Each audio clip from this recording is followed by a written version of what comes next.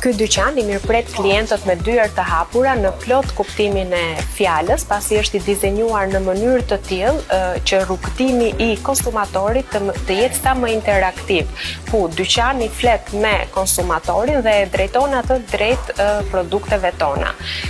Projekti është dizenjuar nga një kompani angleze e specializuar në fushën e shitjeve me pakic, ku në fokus ka konsumatorin dhe çdo gjë është në funksion të tij dhe për të. Si janë të ndara produktet sipas kategorive të ndryshme në dyqan?